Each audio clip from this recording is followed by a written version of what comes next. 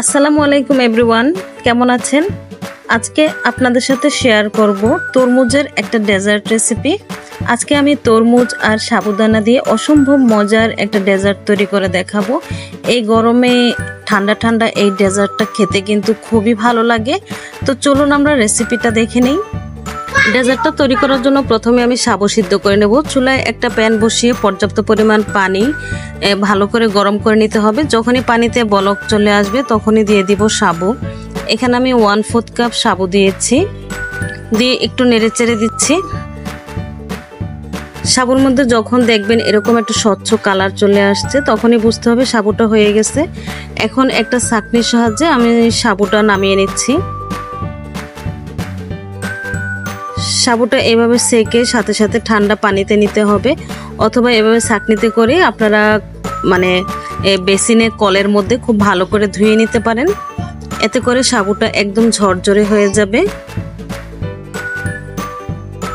তো সাবুটা আমি ঠান্ডা পানি দিয়ে খুব ভালো করে ধুয়ে নিচ্ছি। ধুয়ে তারপর একটা ছাঁকনিতে ছেঁকে রেখে দিব।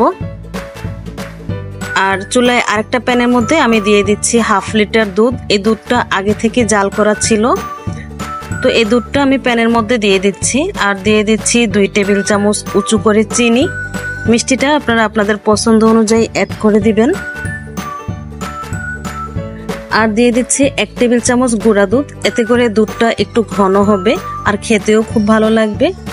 আর 1 টেবিল চামচ দিয়ে দিচ্ছি কনডেন্স মিল্ক। আপনারা চাইলে শুধু কনডেন্স মিল্ক দিয়েও এটা তৈরি করতে পারেন, আবার চিনি আর কনডেন্স মিল্ক একসাথে দিয়েও তৈরি করতে পারেন। তো খুব ভালো করে নেড়েচেড়ে মিশিয়ে নিচ্ছি।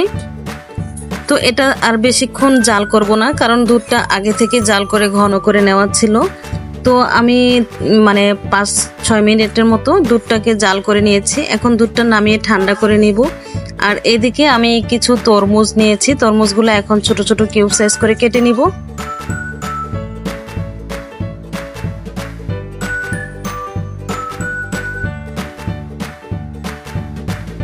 তো আমি তরমুজগুলো কেটে নিয়েছি। এখন একটা বাটিতে প্রথমে আমি ঠান্ডা করা দুধটা নিয়ে নিচ্ছি। এই দুধটা কিন্তু খুব ভালো করে ঠান্ডা করে নিতে হবে, ফ্রিজে রেখে তারপর ঠান্ডা করে নিলে কিন্তু খুব ভালো হয়। আর দিয়ে দিচ্ছি সাবু। তো সাবুটা দুধের সাথে প্রথমে খুব ভালো করে মিশিয়ে নিচ্ছি।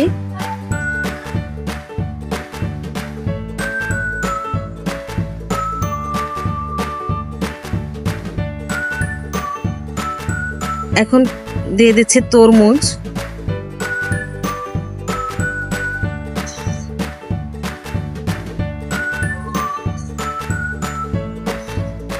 কেটে রাখা তরমুজটা দিয়ে এখন খুব ভালো করে মিশিয়ে নিব।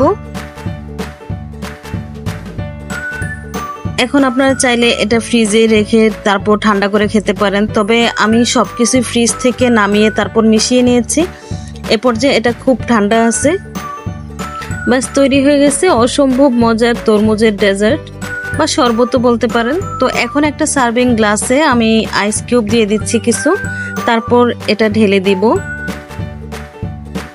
এই প্রচন্ড গরমে এরকম ঠান্ডা এক গ্লাস শরবত বা ডেজার্ট খেলে কিন্তু অসম্ভব ভালো লাগে। মন প্রাণ সবকিছু একদম শীতল হয়ে যায়। তো ভিডিওটা আপনাদের কাছে কেমন লেগেছে প্লিজ কমেন্টে জানাবেন। রেসিপি ভালো লাগলে লাইক কমেন্ট শেয়ার করে আমার চ্যানেলটাকে সাবস্ক্রাইব করে পাশেই থাকবেন আশা করি।